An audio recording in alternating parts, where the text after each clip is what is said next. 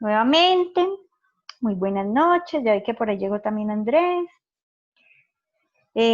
Ya casi en vísperas de finalizar este proceso, ya nos quedan faltando prácticamente a nosotros esta clase y la otra. Porque el 15 ustedes vieron que es festivo. ¿Sí se habían dado cuenta o no? Sí, profe, y el que sigue después del 15 también. Entonces, bueno, como ya vienen festivos, entonces prácticamente nos quedan faltando 2 clases. ¿Qué vamos a hacer? De una vez, pues para que lo vayan haciendo, para que no tengamos problemas después y ustedes se queden aquí como tranquilitos. Hoy vamos a ver un tema que es sobre inventario documental, que yo les voy a explicar y ustedes van a hacer un ejercicio, ojalá muy sencillo, de inventario documental. Y van a iniciar, yo ya les había hablado a ustedes del ensayo, ¿o no? ¿Sí les había hablado o no? Más o No, menos. profe. No, ustedes no van a hacer el inventario, es otro trabajo que es más sencillo, ¿verdad? Que no les iba a dejar ese. No, les voy a dejar un trabajo más sencillo. Ya, de hecho, ya se Sí, lo subí a la plataforma.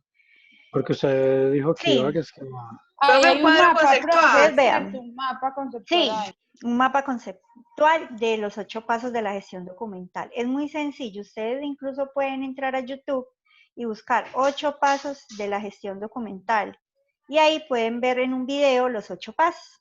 O sea, y no es largo el video, como para que ustedes no tengan que ir a buscar paso por paso y se llenen de una cantidad de materiales. Entonces, ese es el trabajo que van a realizar esta semana. Es más fácil, ¿sí?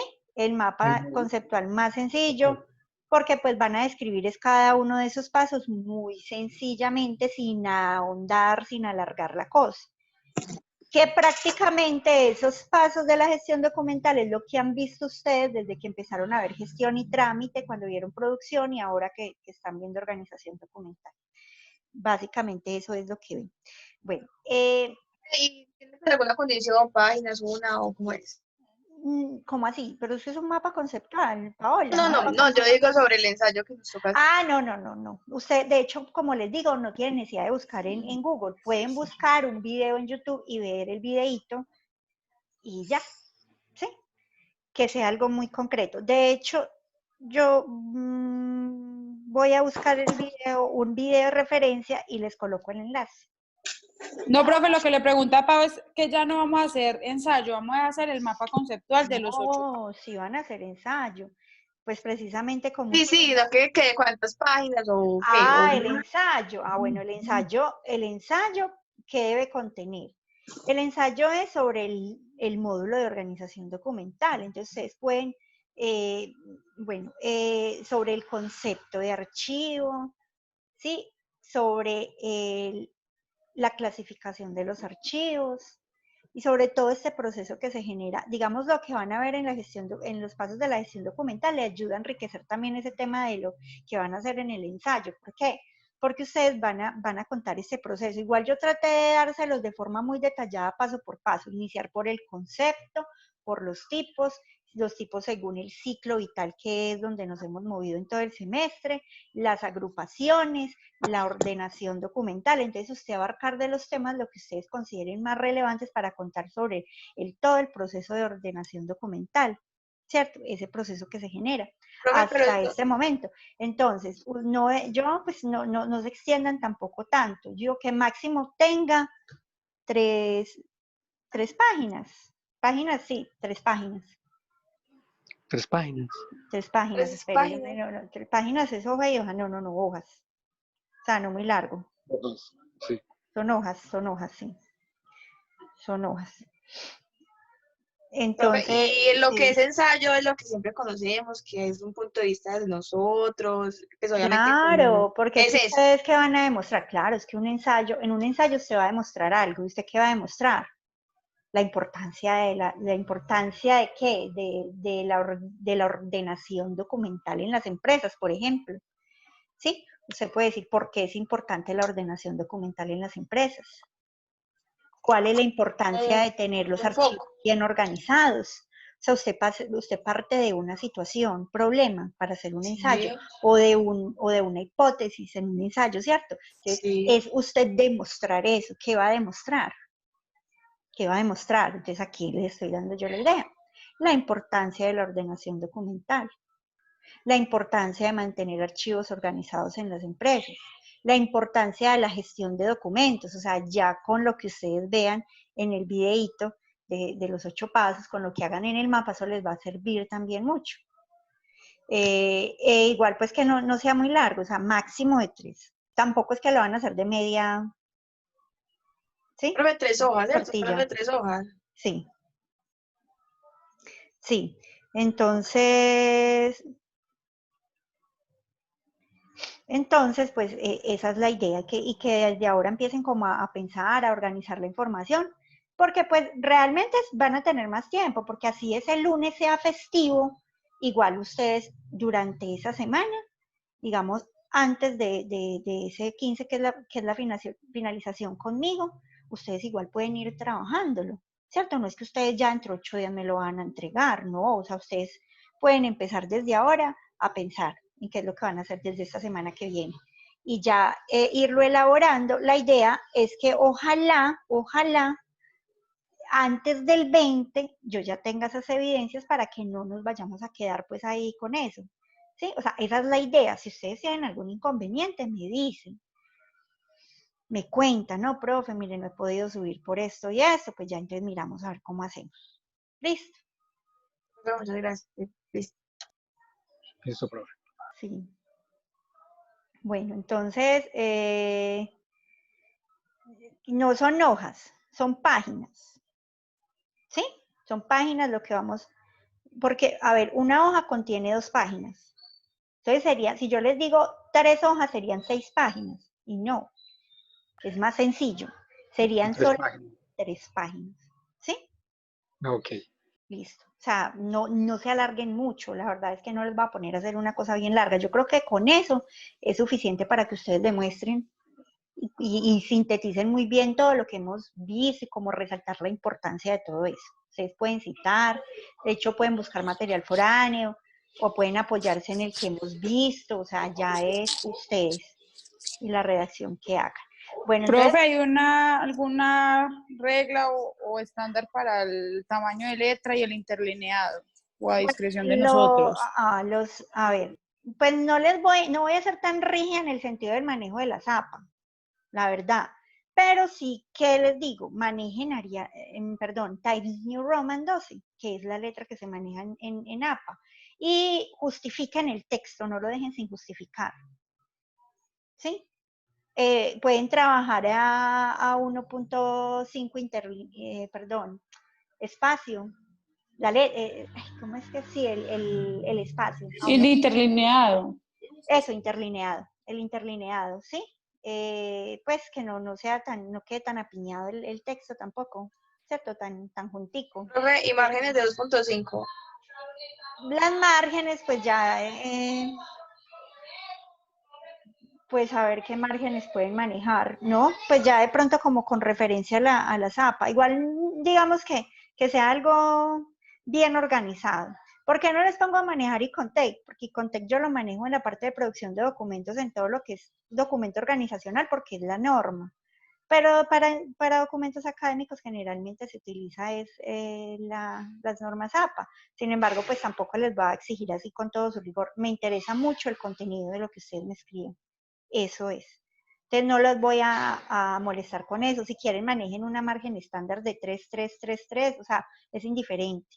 Con tal de que no me van a manejar una margen de 5, 4, 4, que eso después quede todo pequeñito para poder completar varias hojas, no. O sea, tener, digamos, Listo, profe. Sí, porque lo digo porque he visto letras tamaño 16 en ensayos. Entonces, pues, digamos, ser Que muy, es caro. pues, de todo se ve en esta vida.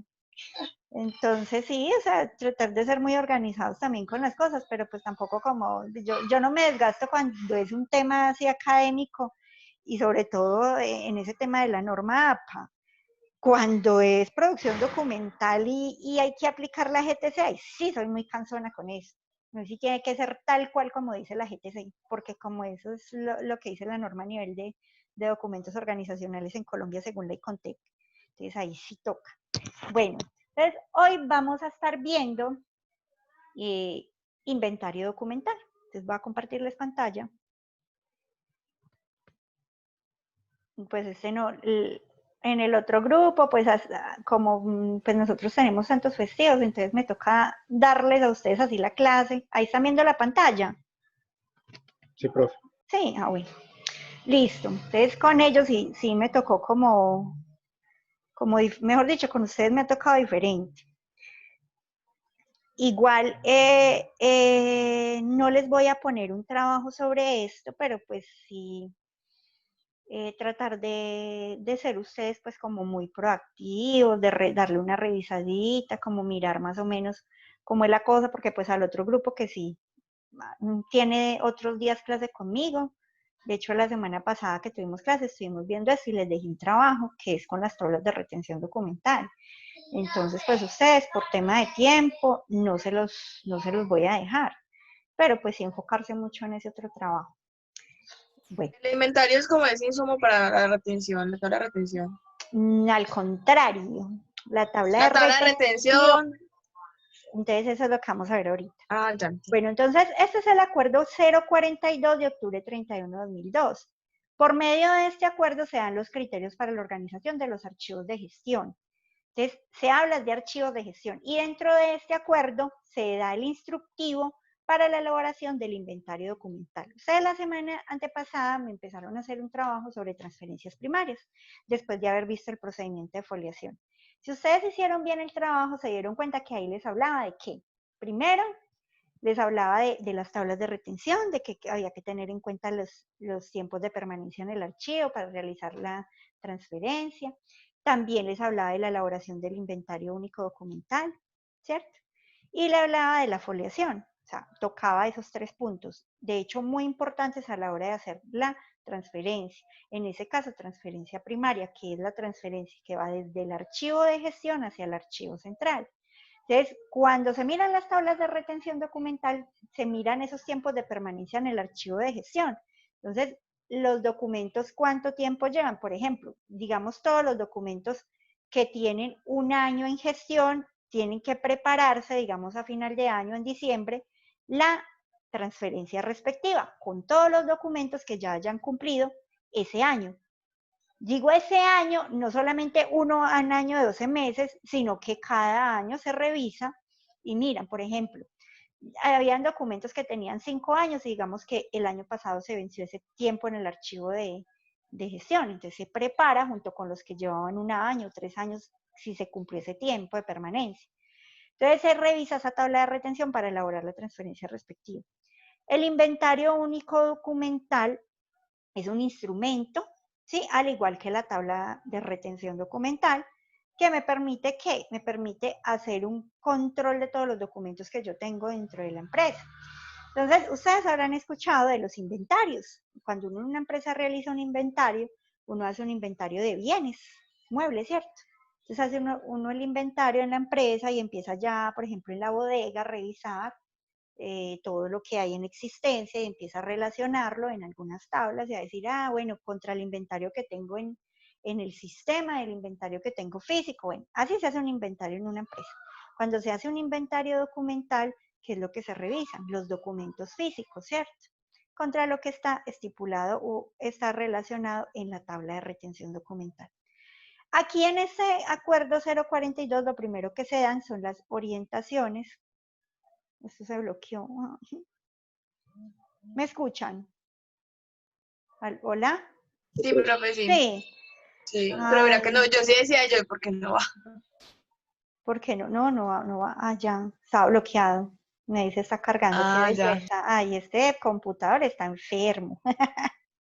Bueno, entonces dice así que este acuerdo se da conforme a la ley 80 del 1989, que es la ley donde se señalan las funciones del Archivo General de la Nación, ¿cierto? El Archivo General de la Nación, a partir de 1989, se convirtió en la máxima autoridad en función archivística del Estado colombiano.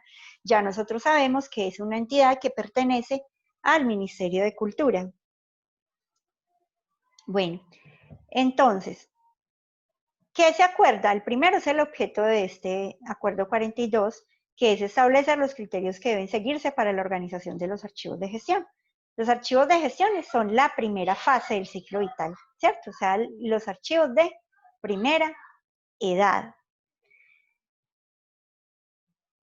Los segundos es la obligatoriedad de la organización de los archivos. Como ustedes bien lo saben y según lo vimos en la Ley 594 del 2000, es obligación de todas las instituciones del Estado y de las entidades privadas con funciones públicas mantener sus archivos organizados de acuerdo como lo dice la ley y como lo orienta el Archivo General de la Nación. ¿Sí? Dice que cada uno de esos archivos de gestión deben ser organizados conforme a las tablas de retención documental. Ustedes saben que lo primero que se hace, ya a estas alturas lo manejan, son los cuadros de clasificación documental, que son el insumo junto con las tablas de valoración documental para elaborar ¿qué? La tabla. No. Los cuadros de clasificación documental junto con las tablas de valoración documental me sirven para elaborar las tablas de retención documental. Porque recuerden ustedes que en los cuadros de clasificación solamente está digamos, las agrupaciones documentales. Entonces ahí solamente están relacionadas con sus respectivos códigos. Profe, la valoración es lo del, pues que cada documento, qué valor tiene para la empresa. Primario, secundario. Ajá. Que si tiene un valor secundario, entonces son documentos que van a permanecer en el archivo histórico, que se van a conservar de forma permanente. Entonces eso es importante conocerlo a la hora de hacer la tabla de retención. ¿Por qué? Porque es que cuando se hace la tabla de retención se coloca la permanencia en el archivo de gestión y en el archivo central. Sí, profe. En el archivo de gestión, el archivo central. Y se dice cuáles pasan a ser parte del archivo histórico. O sea, cuáles van a tener una transferencia secundaria cuando cumplan con su ciclo en el archivo central. Y cuáles van a ser eliminados. El artículo 3 habla de la conformación de los archivos de gestión y la responsabilidad de los jefes de las unidades administrativas. Dice que con fundamento en la tabla de retención documental aprobada, las entidades deben velar por la conformación, organización, preservación y control de los archivos de gestión. Conformación. Aquí cuando me habla de organización, estamos hablando de identificar ¿qué? Las agrupaciones documentales de esos documentos. La preservación y el control de esos documentos teniendo en cuenta el principio de procedencia y orden original.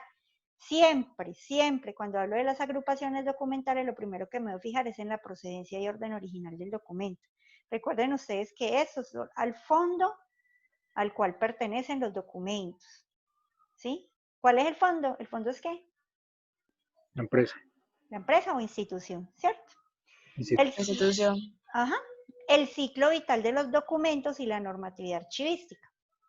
El respectivo jefe de la oficina será el responsable de velar por la organización, consulta, conservación y custodia del archivo de gestión de su dependencia, sin prejuicio de la responsabilidad señalada en el numeral 5 de la Ley 734 de 2002. Entonces, si ustedes se fijaron cuando vimos la Ley 594, ¿sí? La Ley 594 es del año 2000. Y ahí no me hablaba todavía de esta Ley 734, pero yo a ustedes sí les conté de hecho. La Ley 734 se denomina el Código Único Disciplinario o conocido en medio de lo público como el régimen del servidor público. Todos los servidores públicos deben de conocer esa ley, porque en esa ley están las inhabilidades, incompatibilidades, delitos contra la administración pública. Todo está allí señalado. Artículo 4 habla de los criterios para la organización de archivos de gestión. Entonces, primero, la organización de los archivos de gestión debe basarse en la tabla de retención documental debidamente aprobada. ¿Quién aprueba la tabla? ¿Quién la aprueba? ¿Quién aprueba las tablas? ¿Quién? El Archivo General de la Nación.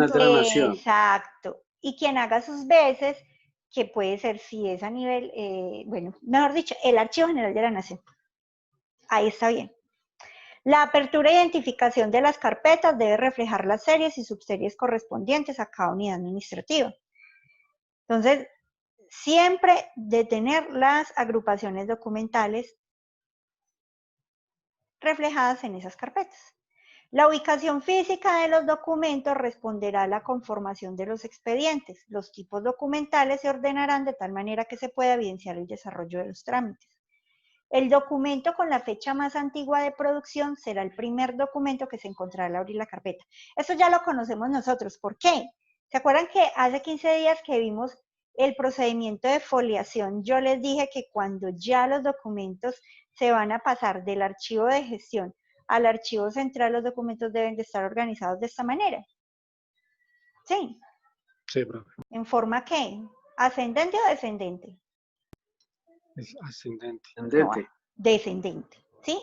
Ascendente cuando yo apenas estoy conformando los archivos, porque obviamente yo tengo que estar manipulando mucho la carpeta y colocando allí los documentos, pero ya después lo que hago yo es dejar los documentos en el orden que va. Los tipos documentales que integran las unidades documentales de las series y subseries estarán debidamente foliados con el fin de facilitar su ordenación, consulta y control. Eso ya lo sabemos, ya lo vimos dentro del procedimiento de foliación. Las carpetas y demás unidades de conservación, ¿cuáles son las unidades de conservación? ¿Cuáles creen ustedes, además de las carpetas? Cajas. Las cajas, Jugadores. los folder Z, los tomos, ¿cierto? Puede ser cualquiera de ellos. Sin embargo, por medidas de conservación, hoy en día han cambiado un poco las cosas. De hecho, ahora hay una cartilla que se llama la SIC, que es el Sistema Integrado de Conservación Documental, que integra, digamos, todos los riesgos que puede haber dentro de un archivo. Y, por ejemplo, yo hoy en día los tomos no son muy recomendados. De hecho, ya el Archivo General de la Nación dice que no deberían usarse. Y en muchas entidades del Estado ya no las usan. O sea, hay documentos muy viejitos que están guardados en ellos, pero ¿qué pasa con los tomos? Que son unos libros, ¿sí? De pasta dura. Es hacer empastar los documentos. Se van llenando de polvo, se van poniendo amarillos y el papel se va tostando. Mientras que en las cajas se conservan más los documentos. Entonces lo que hacen es guardarlos en las carpeticas dentro de las cajas. Y eso pues da como mejores resultados. Y eso que hoy en día ya la instrucción es que ya ni siquiera se mutile el papel, sino que se guarda en carpetas 4 aletas. Ni con ganchos. Nada, ni ganchos. Pues es complicado. Yo la verdad estaría, digamos, me parecería tenaz así, porque es que yo considero que es más fácil que se pierda la documentación, sobre todo cuando está en gestión, cuando uno la está manejando, que es muy fácil que se empapele. Entonces yo digo, tendría uno que empezar de una vez a foliar, ¿y cómo va a ser? Sabiendo que no, o sea, desde una vez colocar uno, bueno, es como complicado. Pero pues eso es un proceso porque eso requiere de mucha inversión en la parte económica. Entonces muchas empresas todavía están en esa transición. Dice que esas unidades de conservación se deben identificar, marcar y rotular de tal forma que permita su ubicación y recuperación. Todo debe de ir bien marcado, bien identificado. Entonces debe tener el fondo, subfondo si es el caso, sección, subsección, serie, subserie, los números de los expedientes, el número de folios que contiene, las fechas extremas. ¿Qué son las fechas extremas? Por ejemplo, digamos, yo tengo unos comprobantes de egreso y yo todos los guardé en una carpeta. Entonces yo, digamos, dependiendo de la cantidad de documentos que yo maneje, puede ser que yo maneje una carpeta por mes, ¿cierto? Una por mes. Entonces yo coloco o 2 por mes o 1 por semestre. Entonces la fecha extrema es desde donde empieza hasta donde termina. Esas son las fechas extremas. Pues igual es muy normal uno ver en las empresas las acetas marcadas con fecha de inicio, fecha fin. Por ejemplo, de enero a febrero, enero, marzo, enero a junio, ¿sí? Como carpetas así con esas fechas extremas. El número de la carpeta y el número de la caja, si fuera el caso, se deben numerar. No solamente identificar con el fondo, subfondo, sino numerar todo porque es más sencillo a la hora de ubicar dentro de un archivo. Por ejemplo, en archivos muy grandes como el Archivo General del Departamento, uno ve que son varias salas. Es muy grande, es demasiada documentación, se imaginarán la cantidad de carpetas que hay. Entonces allá tienen en un sistema o en su sistema identificado por número de alas, número de estante, o sea, ala número tal, estante número tal, caja número tal. Tiene que tener todo muy bien ordenado para poder ubicar más fácilmente la documentación. Las transferencias primarias deben efectuarse de conformidad con lo estipulado en la tabla de retención documental, o sea, cuando se venza el tiempo de permanencia en el archivo de gestión, realizar la transferencia primaria. Cuando se venza tiempo en el archivo central, realizar la transferencia secundaria respectiva y los demás documentos que se proceden a eliminar, levantar un acta de eliminación de hechos. Para ello se elabora un plan de transferencias y se seguirá la metodología. Eso no es que ya fue así, sino que a través de un plan se hace todo. Entonces se dice, digamos, en tal mes se van a realizar las transferencias para tal fecha. Y entonces se procede a realizar todo el proceso para la transferencia, sea la primaria o la secundaria. Entonces se dice que para realizarse esa transferencia se debe contar con el inventario documental. Las cajas que se utilizan para la transferencia se identificarán así. Deben de tener el código de la dependencia cuando se trata de dependencias primarias, el fondo, la sección, los legajos identificados con su número respectivo, los libros cuando sea el caso, identificados con el número que le corresponda y el número consecutivo de la caja, el número de expedientes extremos y las fechas extremas. Entonces, por ejemplo, yo tengo marcados los expedientes, y dice del expediente A1 al expediente 12 o al expediente 15, dependiendo de cuántas sean los que me quepan en esa caja. Entonces, yo debo marcarlo así. Los documentos de apoyo no se consignan en la tabla de retención documental, por lo tanto pueden ser eliminados. O sea, por ejemplo, yo tenía un recibito por ahí, digamos que anexo, digamos, para un trámite que se hizo dentro de la empresa, pero pues ya eso perdió su vigencia, perdió su importancia, ya no sirve. Entonces eso puede ser eliminado cuando se haga ese proceso de limpieza. Ustedes vieron allí en la transferencia que era un proceso que era, primero, retirar todo el material metálico, ¿cierto? Toda la limpieza se debe realizar en la transferencia.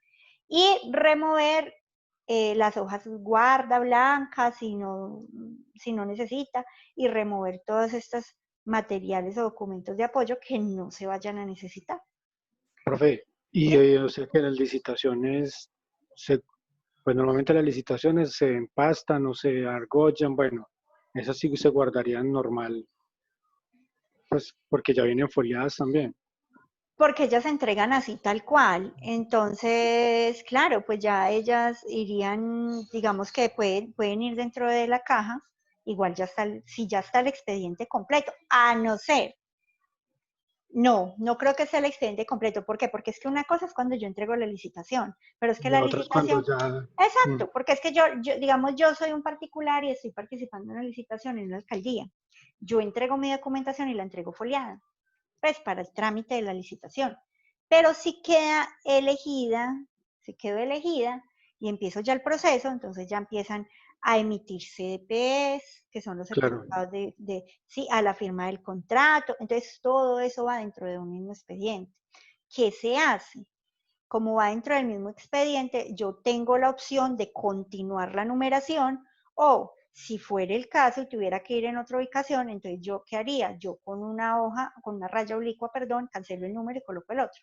Pero lo más seguro es que sigan, porque igual si tiene una fecha anterior, aunque lo primero no sería digamos, los documentos del contrato, lo primero sería ¿qué?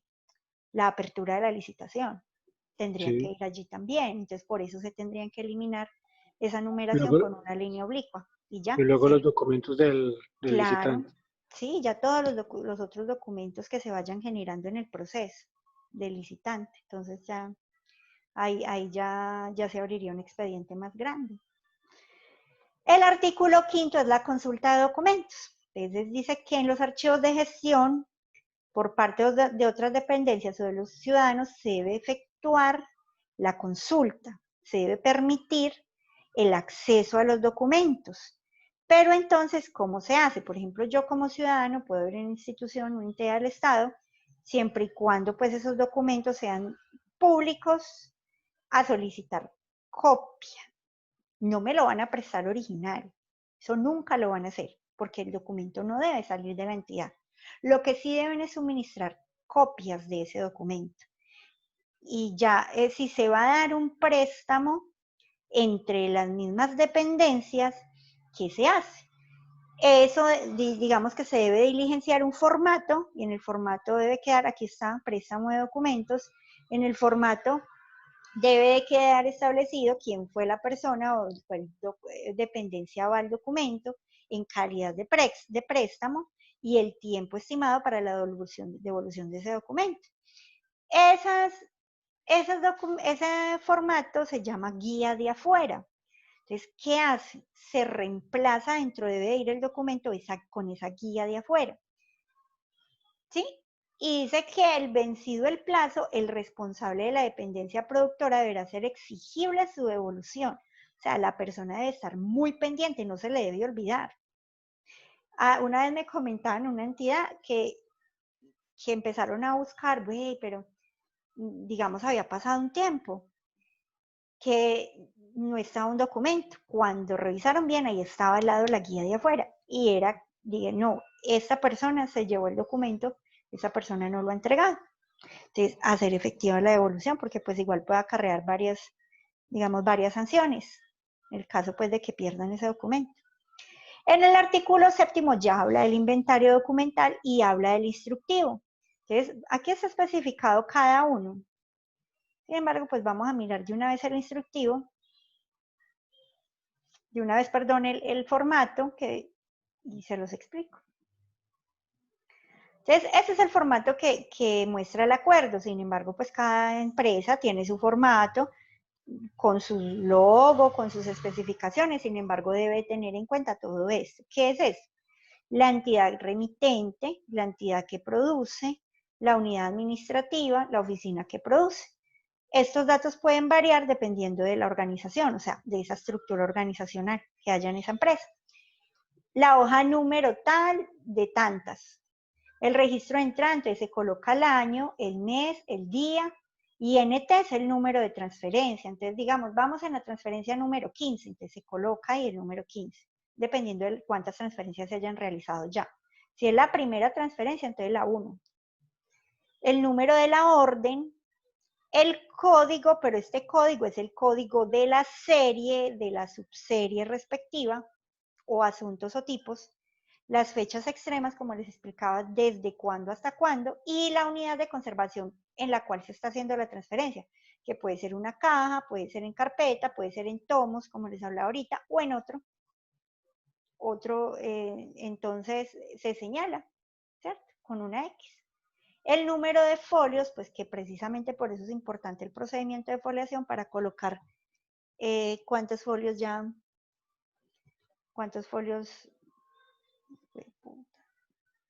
¿Aló?